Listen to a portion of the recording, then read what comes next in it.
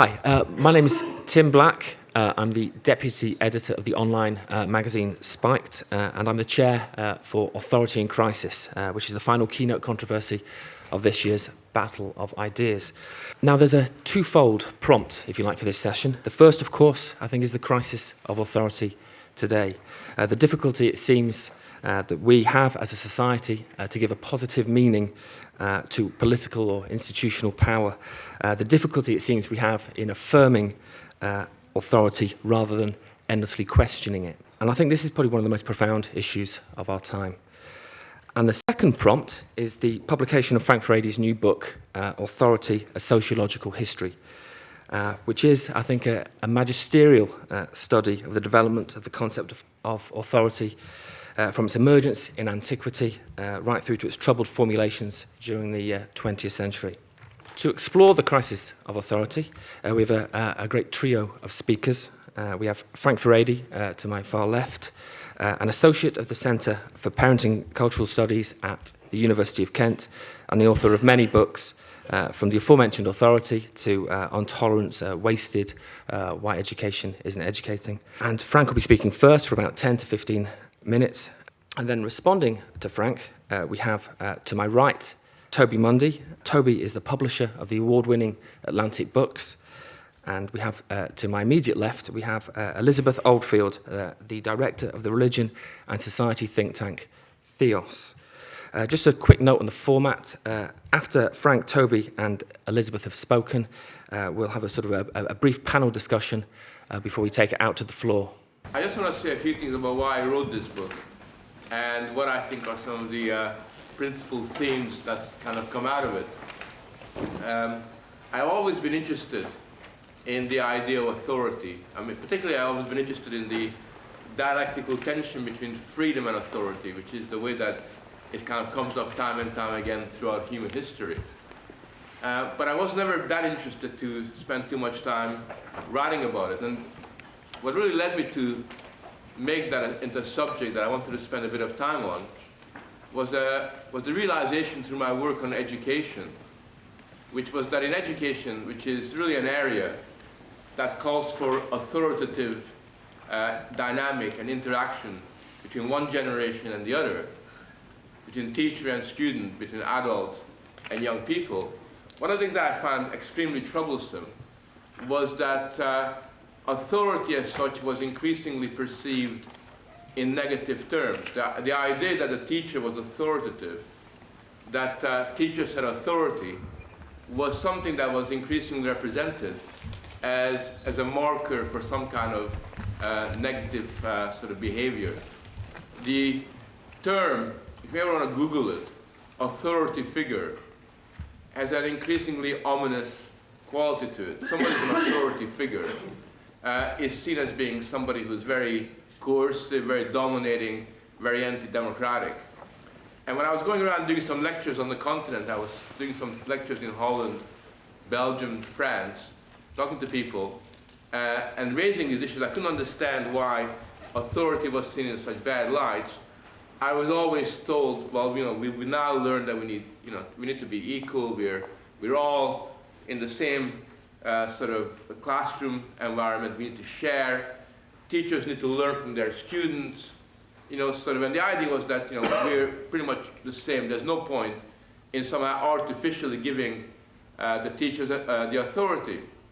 And I made a point that actually I don't believe in artificial authority either, but I do think that if you got a PhD in English literature, on balance you know a little bit more, about the development of the novel form than an 11-year-old, who might have read a few worksheets on the subject. And when I suggested that actually this was a dishonest way of masquerading, the pretending of this kind of false equality, people kind of looked at me as a clear example of an authoritarian figure myself. Then one day I heard a number of teachers, this is a true story, I'm not making it up, it's a true story. I heard a number of teachers referring to themselves as learners. We're all learners. I suppose there are even head learners. We used to call them headmasters, but they're not called head learners. And I said, I gotta look at this subject in a little bit more detail and maybe write a book about it. And I was also interested in writing about it because, you see, what's interesting about the anti-authoritarian dynamic in education and intergender relations isn't so much just simply the fact that authority's got this bad kind of reputation, but that people, teachers, readily divest themselves of their own authority. It's almost like it's just a casual incident that they've got this degree in English literature or in physics. They're kind of quite readily happy to divest themselves. And the reason why that's interesting for me is because historically, the questioning of authority, the loss of authority, the contestation of authority was always intimately linked to a desire for freedom, for genuine freedom, the freedom of authority. That was the kind of tension. But when you look at education, what's interesting about the educational domain is that the loss of authority, the stigmatization of authority, coincides with the erosion of freedom as well. So it's not that we're having this massive liberationist, emancipatory dynamic in schooling, but in fact, if you look at your typical English teacher teaching in a typical secondary school, these days, their world is dominated by national curriculum. Many teachers teach to a standard formula where every day in every school, this is the math problem that you said, this is the bit of English text that you said. And precisely when authority has become imploding, freedom itself, in the way that I understand education, is also become a kind of marginal feature of their lives. So it's not a quest for freedom that's leading to the erosion of authority, in the way that it was, for example, in absolutist France in the 18th century, where you contested the right of divine monarchs to set the terms by having a revolution there. It wasn't the Puritans in the English Civil War who were questioning the right of the monarch to basically kind of set the terms. It wasn't or even the conciliatory movement of the Catholic Church basically telling the Pope that there are limits as to what you can do. It wasn't the desire for freedom that's actually leading to the marginalization of authority, but something a little bit different. And that's really what I set out to investigate. Why is it that this whole process is really going on? And that's what the book is really all about. In the book itself, I deal with authority as or the crystallization of the question of authority as a historical process.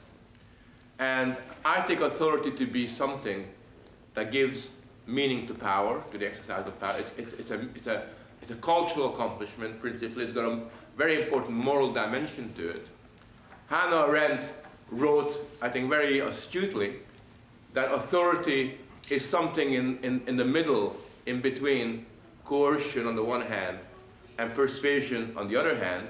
I mean, she makes the example that if you're a father, you're going to lose your authority with your child if you beat your child up, because the use of force indicates that you haven't got authority. But you will also lose your authority if you argue with your child and have to persuade the child that you're right, because it also is a symptom of the fact that you haven't got authority. What she's really getting at is authority that becomes a taken for granted way that gives meaning to the role that we have. Now, if you look at history, throughout history, authority has always been contested. I begin my story with Homer's Odyssey, and I look at the way, if you look at the Greek camp in front of Troy, you have some people claiming, we have authority because I'm the oldest person in the camp. Somebody else says, I'm the most authoritative person because I've got the royal spear in my hand, and that gives me the authority. Other person will say, actually, I'm the real person with authority because I'm the bravest warrior here, the most effective warrior. And they all have their own ways of contesting authority. Very interesting. And I call that a moment in history before authority becomes authority. It's really only in the Roman era, with the development of the concept of auctoritas, which is a kind of ideal moral authority. I love the concept because auctoritas implies, sort of in terms of its original Latin meaning, augere, it means authoring, it means initiating, it means generating. It kind of combines a number of different ideals of originating. I think originating is a very nice way of understanding this process, of originating, of initiating.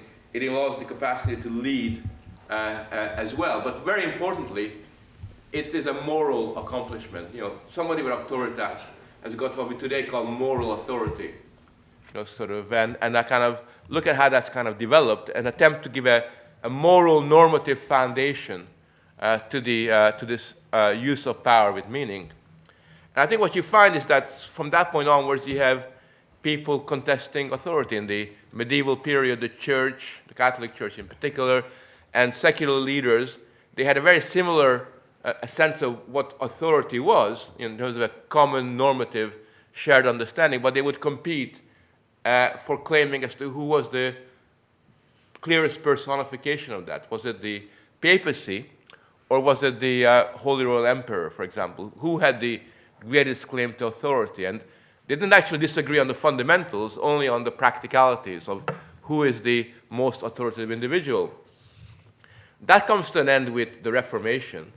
And as people like Marx and Hegel and a number of other individuals recognized, authority becomes shattered with the Reformation. After the Reformation, there is no longer a common shared foundational ideal of what constitutes authority.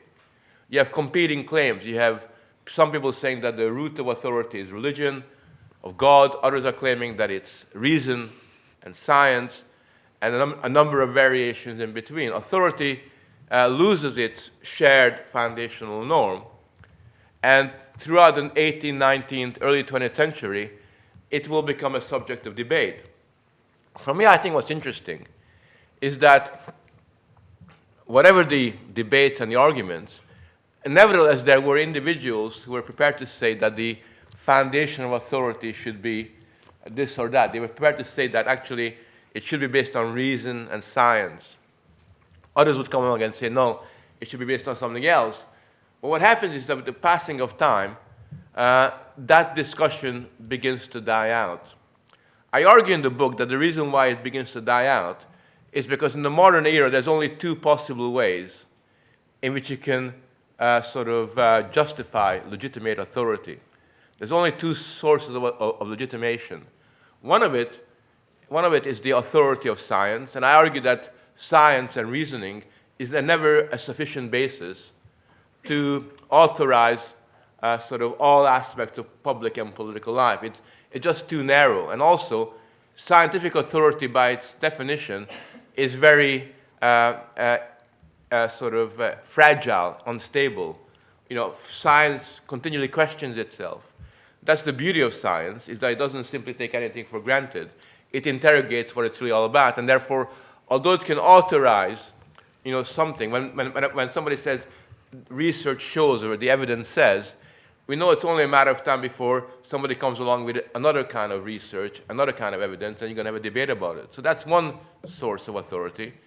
A more important potential foundation for authority, I argue, and one which remains a challenge to this day, is that of democracy and popular consent.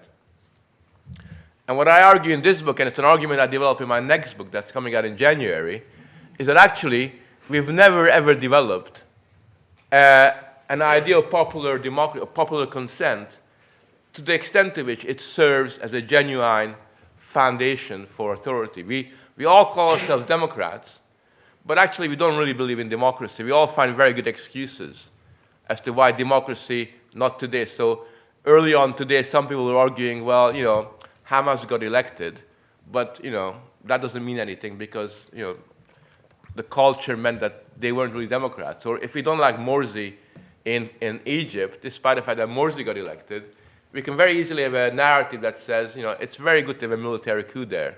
It's in the interest of democracy. So it seems to me that we're very, very selective about what kind of democracy we like. We're very promiscuous in the way that we deal with these things. And the principal consequence of that, I think, is that in the 20th century, we never actually developed the early 19th century ideals of popular consent and democracy. For example, we never actually improved on someone like Thomas Paine or some of the old American writers of the Federalist paper, and very little has been done that goes beyond those things. And what you end up with under those circumstances is proceduralism. What dominates, the authority that we seek refuge in is no longer something that's got a clear moral or normative foundation to it.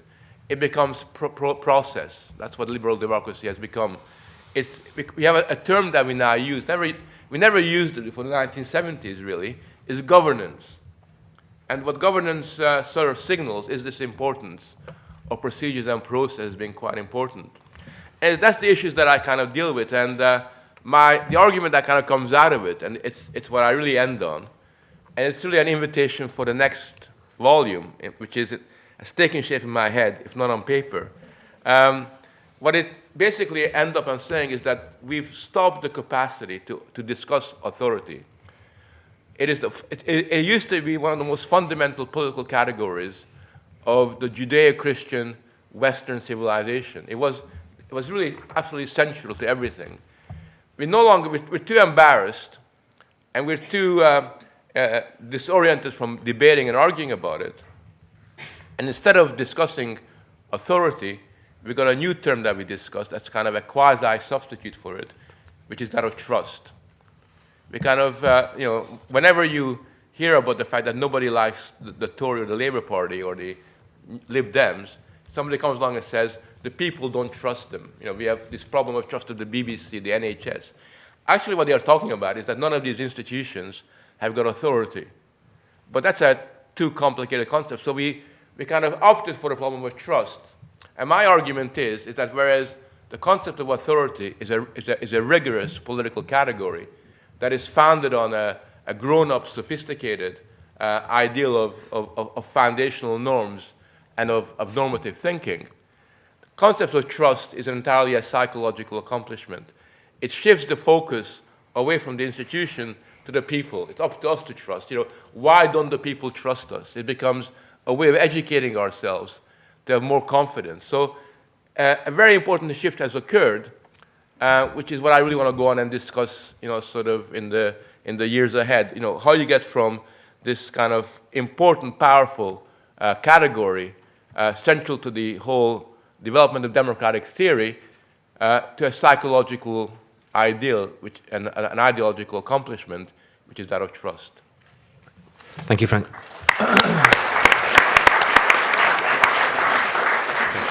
Frank Furedi has written a brilliantly subtle and wide-ranging book that raises lots of questions, some of which I'm entirely ill-equipped to address. But I'd like to make some general remarks and pick up some of the things that Frank said, really. I mean, it seems to me, and it seems that the evidence of scholarship leads us to believe that there are some general things. So human beings like accumulating prestige and power. You could argue that the engine of civilization has been the accumulation of objects of prestige in order to improve one's status. Think about the silk route and the spice routes and these other, how superfluous acts have driven human history, superfluous objects have driven human history. I think you might also note that human beings fear chaos, that you could indeed posit that human beings will accept almost any form of authoritarian government if they believe the alternative is extreme chaos. They fear chaos very, very deeply indeed. And there are, as Frank's book outlines, these foundational bases for authority. There is, in the medieval period, this conflict between Roman law and the Latin Bible and local custom. Or as I think Innocent IV will have it, there is authority as a combination of patriarchal authority, the divine right of kings, and government by election and consent. All of these things come together. There are ingredients in the recipe that makes authority. But it seems to me that these foundational myths are what Voltaire called, in I think an extraordinarily useful phrase, necessary fictions. This approach to authority requires those who are ruled over, to accept it as a necessary fiction, that it delivers a sort of order within a law by consent, in which the values espoused by the central authority are seen not to be too divergent from experience.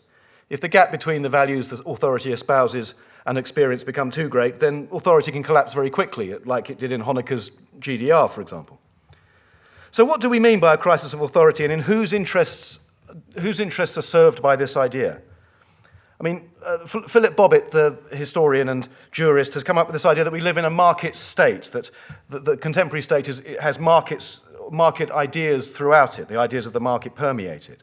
And in the contemporary market state, the centres of authority ebb and flow, I mean, in terms of legitimacy and prestige. But the mechanics of authority are are everywhere and are very robust, it seems to me. There is an idea abroad that Frank has also articulated that the authority of experts and officials and people in office is disintegrating in the face of a lack of deference and other things. So politicians, journalists, doctors, but also academics, civil servants, scientists, all of them, we are supposed to believe, according to one form of discourse, are self-serving or incompetent or corrupt or some version thereof. And as Frank says in his book, the post-war problem of authority hinges really massively on the question of trust. And we don't, it seems, trust any of those groups, doctors, lawyers, politicians, journalists. This is what people say, although it should be noted that their actions imply otherwise, and it may be a question of, it may depend heavily on what question people are asked in polls.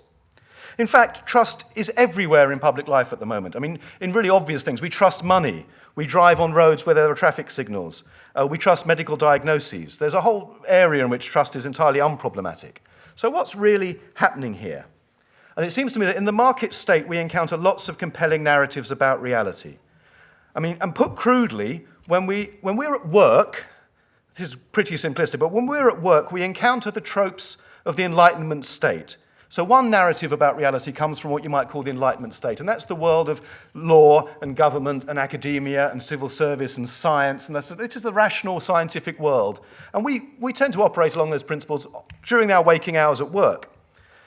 When we're at play, our narrative is more derived from what I call the Republic of Entertainment. In the Republic of Entertainment, people are guilty until proven innocent. Feelings are much more important than ideas. Experts talk bunk, and you can't trust anybody. And the main place in which that narrative about reality is circulated is in the media, and particularly in the news media. And the news media is not full of bad people, it's full of really good people. But they have nonetheless incorporated the values of tabloid journalism, Hollywood, and soap opera into their narratives about reality. And why have they done that? Well, because they're in a fight to the death for market share. Now, these narratives, one of which is the narrative about the Enlightenment state, the world of science and reason, and the other one is the narrative about the Republic of Entertainment, they are in conflict. The Enlightenment state is definitely not perfect. It contains enormous internal conflicts, for example. The police and politicians are having a fairly bumpy time with each other at the moment. But it's not, for the most part, bedeviled with problems of legitimacy. I mean, there are too many white male judges, that's obvious. But there are problems of accountability within the Enlightenment state. In the Republic of Entertainment, it operates at a much higher volume. It promotes moral panics, basically, promotes anomie or normlessness. And it conflates that which is possible with that which is probable. So, was the fiscal cliff in America going to produce a giant shock that would end capitalism, all that other stuff? Well, that was a possibility, but it wasn't very probable. And the degree to which it wasn't very probable shows because the bond markets didn't really move one iota during the whole shutdown crisis. But the news media conflated what was possible and what was probable to create a much more high-volume story, because that's kind of what the Republic of Entertainment does. Remember, it tells us that feelings are more important than ideas. Why is this happening? Well, as I say, partly because the Republic of Entertainment is locked into a fight to the death for market share. And that's no joke if you work in those companies or own those companies. But it's also because the Republic of Entertainment directly serves the interests of capital. Now, I'm not a Marxist, but Marx, within the account that Frank has written in his book, Marx shows that capital has a sort of invisible authority via its control of the means of production and its ability to control the deployment of capital. And capital is very good at creating its own legitimacy and is often extremely unaccountable. And I think it's incumbent upon progressives to note that there isn't a terrible crisis of authority. There are some problems of accountability, yes, but our societies are probably as orderly as they have ever been. And if there was a true crisis of authority, there would be much more chaos, frightening, durable disorder and chaos. That's what would happen if there was a true crisis of authority. There isn't. There are some problems of accountability in our society. The crisis of authorities is true, but it's also worth noting that the Republic of Entertainment, that the narratives that the Republic of Entertainment promulgates are gaining ground. They're undermining, as Frank says, the confidence of experts. They're, in a sense, reducing our freedom. But capital, the forces of big capital, have a big interest in undermining authorities. Think about who's being undermined. politicians who can hold capital to account, journalism who can investigate capital, global warming, anybody? I mean, smoking, scientists, they're being undermined as well. All of the institutions being undermined and of which greater accountability is being demanded are those institutions that can most directly oppose capital. And the crisis of authority doesn't exist, but it's in our interest for us to believe there is a moral panic, it's in the interest of capital, rather, to promulgate the idea that there is a moral panic. Capital has a major interest in undermining our authorities. There are problems of legitimacy, of course there are. Of course there are. And one of the ways to address that is to note that all the research shows that voting matters. Why does America remove, in so many states, convicted felons from the electoral roll? Because enfranchising them could change the structure of the local political scene. All the evidence from the developing world, from our world, shows that voting matters a lot. It is an enormous engine of legitimacy, but it's also an engine of changing political discourse. And I think that is the prism through which I view this problem.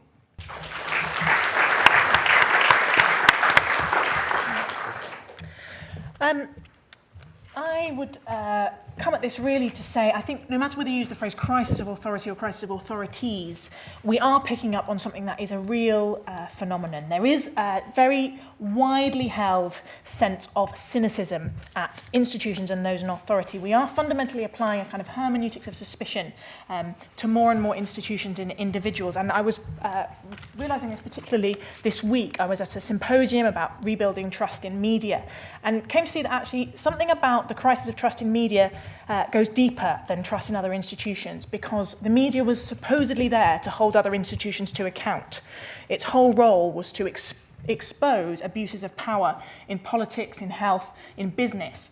And when you realise that that engine for exposing abuses of power is in itself corrupt, something quite worrying is happening, I think, to how we view authority and our ability to trust any kind of authority, or at least deal with it.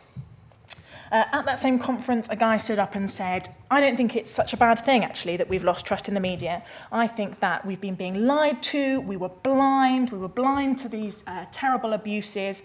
Actually, we now know that no one can be trusted, that all institutions are corrupt, and the emperor's got no clothes, and we are now liberated to be free, rational, independent individuals. I'm sure it kind of rings bells with lots of arguments that particularly work out in your teenage years. But I do think it goes deeper than that.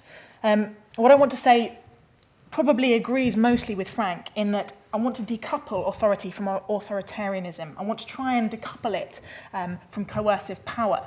Marilyn Robinson says the vices of the present tend to be an overreaction to the vices of the past. And I do think that in the shadow of authoritarianism, as Frank named one of his chapters, we need to work out how to discover a redeemed authority, because we cannot avoid it. There is a tension here, obviously, in religion, and informed as we are by our Christian heritage, it's important to see how authority works out in Christian thought.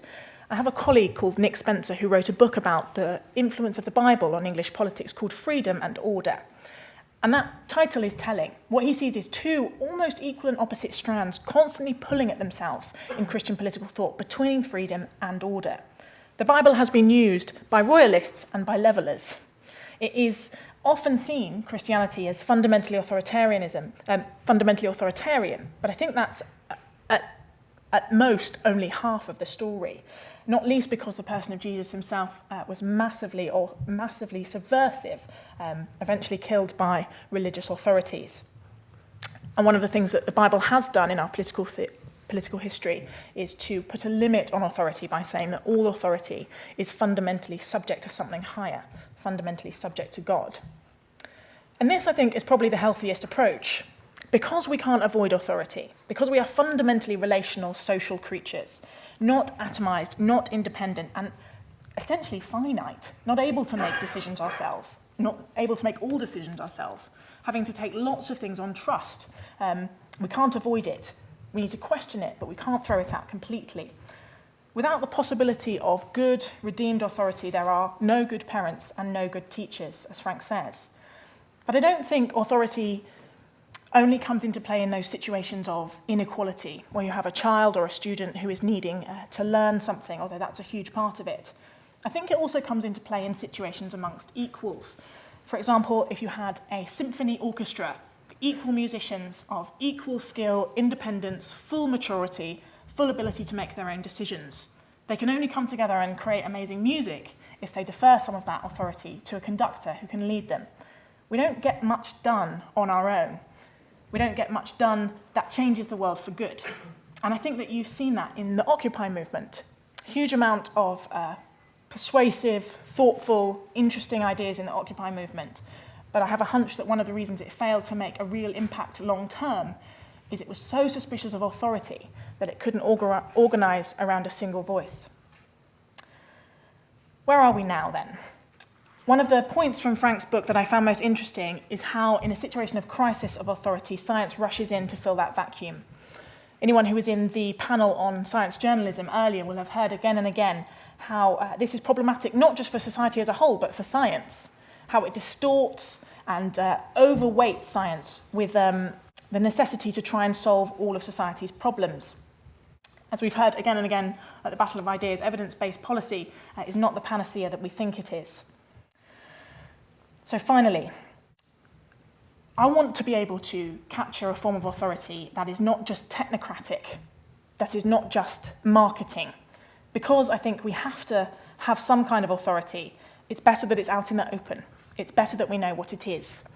I think a lot of society at the moment is trying to find something to act as a bulwark between the state and the market, a rediscovery of civil society, a rediscovery of institutions. And if we continue to be fundamentally cynical, fundamentally corrosive of all authority, then that third space, that place where I think we might be able to put some hope in, has no chance of regrowing.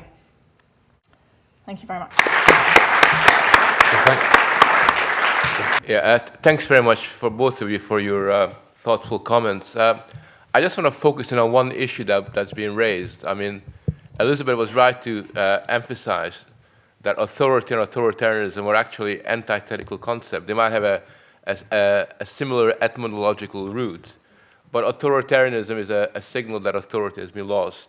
Because the important thing about authority, and this is where I slightly differ from what Toby has said, is that authority is not really about power. We have a lot of powerful individuals. We have a lot of military generals, big companies that have billions of dollars. It's not really about power, because power is a fairly normal, natural consequence of human existence. It's really about how we give meaning to power. And I think that one of the things that we very rarely are able to address today, except in the most esoteric, mystical kind of way, is the relationship between meaning and everyday life. It's something that we're struggling with, not because we're a secular society. A lot of my religious colleagues tell me that it's because we become secular that we find the problem of meaning so difficult. I think that religious people are no less troubled by it than people like myself who are secular. And I think one of the reasons for that is because whenever we sort of exercise any kind of power, whenever we have any instructions that we follow, we do it, but not with meaning. So Toby gave the examples that, yes, we trust the traffic light. We still stop when it's red, thankfully. And most of the time we stand in orderly queues, and we more or less do what's expected of us in terms of sensible everyday behavior. But trusting sort of these sort of conventions does not require of us to have meaning attached to it, other than in the most specific contextual sense. And my argument about what is the crisis of authority, what is the problem with, and I think it's a problem for everybody. It's not a problem for them up there. It's a problem for you and I, for the most exploited, oppressed individual as much as anything else, is that if power lacks this meaning, and if we're not able to affirm, sort of our activities and behavior in a kind of way that makes sense to us, then we do end up in a very demoralized kind of society. And one of the things that is really difficult is that very often we find it very, very complicated to be able to do that. I think that it's interesting because capitalism has been mentioned in the discussion. And one of the funny things about capitalism is that in the very act that it declares itself as being this incredibly powerful form of social organization, it continually undermines the very foundation on which it's been created.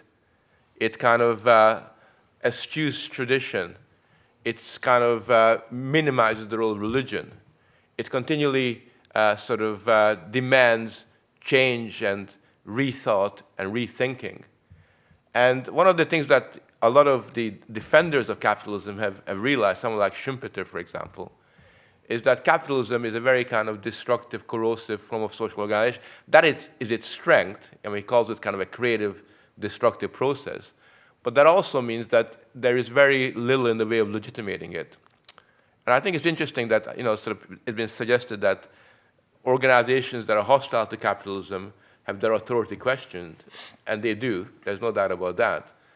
But the authority of capitalism in the 21st century is not exactly robust. I mean, you mention the word banker in a popular environment, you're not going to get a standing ovation. You mention anything with kind of capitalism, business, and everything else. You mention big business. We don't think of something that's nice and big. We have a very different kind of visualization in our mind. I often talk to my friends who are from the right and who are committed free marketeers, and they're always at a loss because they always have to come back to the same small number of pro-market theoreticians. It's always Hayek, it's always von Mises, it's always Popper. There aren't very many people. I look around academia, I don't find very many influential theoreticians of capitalism. So basically we have a situation where the system that we live under finds it very difficult to have the intellectual, the moral, or the spiritual resources with which to legitimate itself. And that's a problem for people who are running capitalist firms. They have to pretend that it's not business ethics. Instead of being honest about it and say, we're here to make profit, you got to hide behind responsible business. They got all these kind of funny terms that they use. But it's a bigger problem for us. And the reason why it's a bigger problem for normal human beings is because when authority is dispossessed of meaning, it means that I, as a father, having got a culture to draw on, that would affirm the authority of the parent. Because the authority of the parent, as Hannah Arendt was already suggesting, or what she called pre-political authority, has more or less vanished. It's a problem for the teacher in the classroom.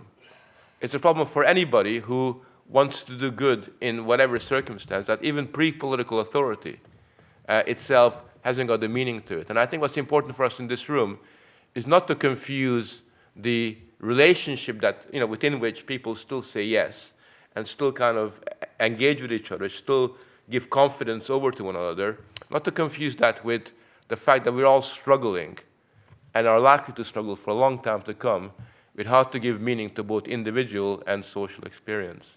I sort of agree with that. I think the point that the quote from you have from Marx in your book is that the authority of capital is invisible, and that it doesn't have the sort of legitimacy derived from those sources that you mentioned. Its legitimacy comes from its ability to exercise power, to pay pipers, to call the tune, to do that kind of stuff. I mean, I think contemporary legitimacies, I don't think we're necessarily that far away from Hobbes, are we? I mean, contemporary legitimacy seems heavily predicated on the maintenance of order and stability based on consent of the ruled and bound by law. I mean, that remains a relatively effective structure for legitimacy, and I don't think that, I don't think there is a large popular anxiety about that combination of things. Now, we have periods where order disintegrates, so kind of these in the Bakhtin, as Bakhtin would have had it, there were kind of explosions of carnival where there were, these riots and civil disorder that we had recently. But it's amazing how quickly order reasserts itself, and that's as the public, I'm sure, would wish it.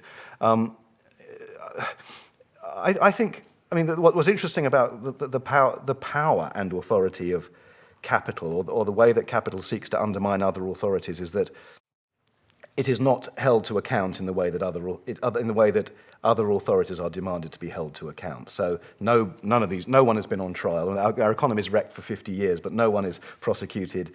No legislation of any great meaning is passed. I mean, it is a tremendously toothless response, and that to me seems to support the idea that while there is no conspiracy going on, the way that markets operate and the way that capitalism operates is to undermine those who seek to oppose it in the name of free discourse and free society. And those tropes, those iconoclastic, I mean, Schumpeter also said that capitalism was an iconoclastic hurricane, didn't he? And those iconoclastic tropes are absorbed by the kids in the classrooms that you're mentioning to become the sort of the norm. So cynicism masquerades as sophistication all of a sudden, when in fact it's not sophistication, it's just cynicism. I'm now going to go to the floor. I wanted to ask Frank if he could explain a little bit more about the point he made at the beginning about persuasion, the Hannah Arendt point that authority is, I think I understand, somewhere between coercion and persuasion. Because the thing that I find a little bit confusing is democracy, which also talked about, requires persuasion. It requires people to persuade you to vote and then for you to submit to that persuasion. And I was just a little bit confused about the relationship between what you said about persuasion in the beginning and then the point about democracy. If you could just explain that a bit more. I wanted to ask if Frank could mention his book real quick, as well as moving on to my primary point. Zizek says authority he defines it as that being contingent on presuppositions. You know, the father with the stern look has more authority over the father with the deft smack. But if we move on to capitalism, freedom has authority over democracy. But I find it quite contradictory and self-limiting that you choose who your dictator is. And if we move it on to evidence having authority over our society, capitalism has its so-called evidence. But the question I wanted to ask you was, what are your thoughts on anarchism? Because although you claim that without democracy we would fall into chaos, and Emil Durkheim would call that chaos where everyone would, because out of anemic characteristics, they would lead into constant suicide.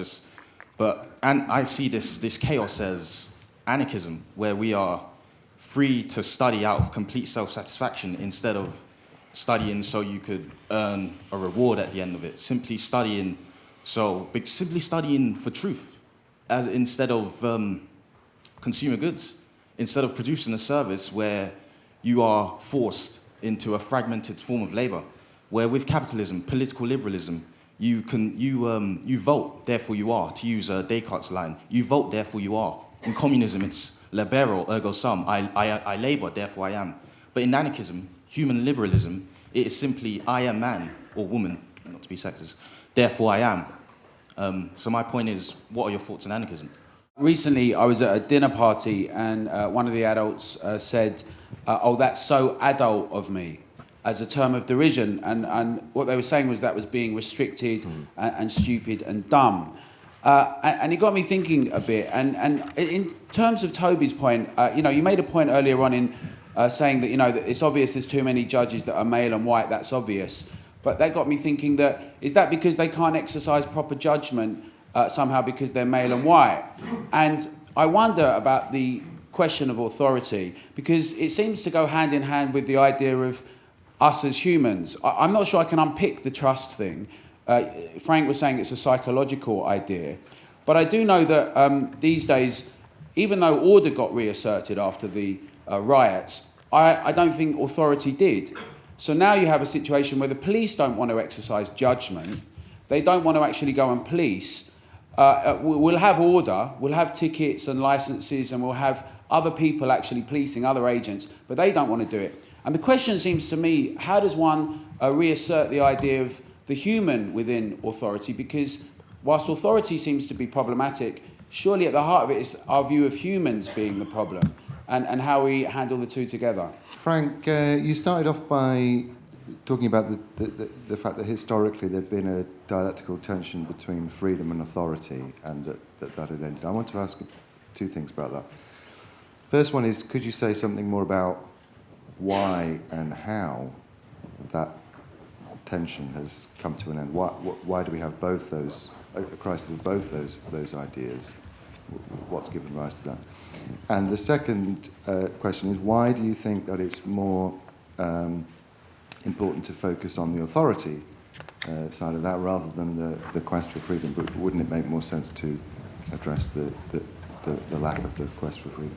Yeah, it's a very good question. This is a part of a 3-volume effort, and the second volume is going to be on freedom. So it's authority, freedom, and the third one is on progress.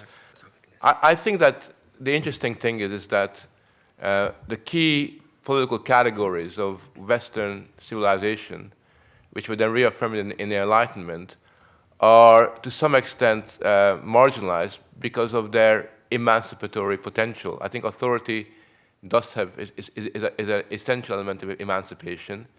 And I think it's interesting, this is in relation to the anarchist guy, that even someone like Bakunin, hated himself for having to acknowledge in his writings that authority was, in the final analysis, necessary. That you couldn't have societies without authority, although his idea of authority was a little bit different than some of the other kind of versions that was going on, because authority is really critically important for the validation of any change. We cannot fundamentally transform the way that we live unless there's an authoritative narrative through which we interpret that particular experience. But I think what's interesting is that, if you don't believe me, go on Google and Google authority, and you will have all the expressions are abuse of authority, authority figure. They're all negative connotations. Nobody says authority is just brilliant. And that, I think, is uncontestable. What's also interesting is that in the 21st century, the idea of freedom and liberty doesn't exactly give you a standing ovation. And that, for example, in Anglo-American societies, liberty is often seen as a standpoint that only the most extreme right-wing nutters would possibly believe in. Whenever I talk about freedom, people look at me quizzically and say, "Oh my God, you're so naive. Freedom, sort of freedom to do what? What's the point of freedom when the newspapers dominate the way we think? What's the point of elections when advertisers kind of can determine how children, what children buy?" So we actually have a very low opinion of freedom. It's no big deal, and I can't imagine, anything like the French Revolution, declaring liberté at the present moment. And I don't think it's a coincidence that both of these sort of concepts have become diminished in terms of their quality. And I think, we do need to kind of stand back, and think about it as to why that is. And I just want to say finally just one point, which is to be in favor of authority doesn't necessarily mean that you're in favor of order. I'm not always in favor of order, and there's a creative dimension to disorder that I'm a 1960s person, essentially, that I quite enjoy and like. So I'm not particularly hung up on order. But I do think that authority is something that we experience, we need to experience in everyday life. It's an everyday life matter that unless we have authoritative relationships, we do become very estranged from one another, and it becomes a way that we accommodate to human alienation. And my argument really is that if we become too far removed from authority, then we become alienated from ourselves. Because as somebody was implying, ultimately, that mistrust is really a mistrust of us. We cannot really believe that somebody could exercise power in any other way than selfish and exploitative. Something that plays in partly to the anarchism question, but also the kind of the tension between freedom and authority. There's a guy I've been reading on this called Victor Lee Austin, who has a theory that as our freedom grows, so does our need for authority. I'm not sure I'm 100% convinced by him, but he basically says as we become more liberated and have more choices, we're more educated, we have more mobility, there are more possibilities for social goods in front of us. It becomes more and more necessary that we have some sort of organising principle that we can come together to focus that a bit, to do one good thing together, to achieve more together. And it sounds slightly ridiculous, but I think the way we have kind of book clubs, Richard and Judy book clubs, plays out into that. The more books there are, the more we really would quite like someone authoritative to sift through that and tell us what's good. That's not to say we kind of blindly trust them and that we don't make our own judgments, but it's a starting point. Obviously, our instinct is, why do we need that? If we just reason together for long enough, if we're all people of goodwill with kind of fundamental rational capacities, if we came together and we talked together, we would be able to not have anyone in authority and just build a consensus around that. I think possibly that's an option in some limited cases, but we're finite human beings. It just takes too long, and there are too many subjects for us to do that with every time. And because there are so many multiple means of reaching social goods, if we only rely on that, I think we're likely to be distracted, dissipated, and not really achieve very much. I feel like starting this by saying, if you start from an existential humanist position, is there a problem with authority in terms of, has it necessarily got a conservative dynamic to it or aspect to it? Is that a problem? Is there necessarily a tension with freedom, or does it not matter? Do you need, as you're suggesting, authority to allow freedom?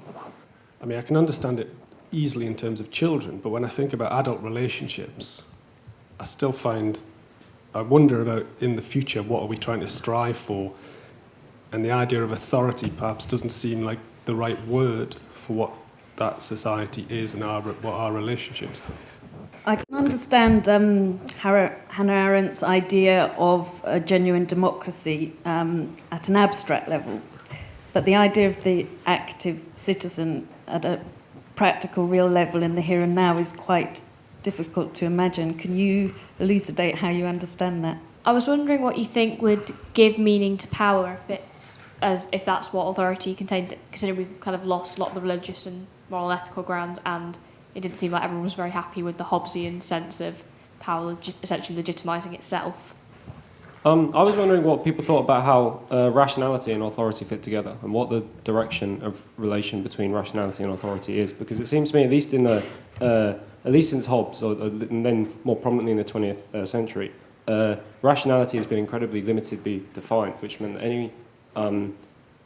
any order that you could make authoritative could only be similarly narrow, and that, I think, is tied into the fact that rationality has been construed in like narrow market terms, so you've only been able to find authoritative a very narrow market sense of authority. So I was wondering, what is there a cause of direction? Which one is primary? Is one primary, or are they fundamentally interlinked?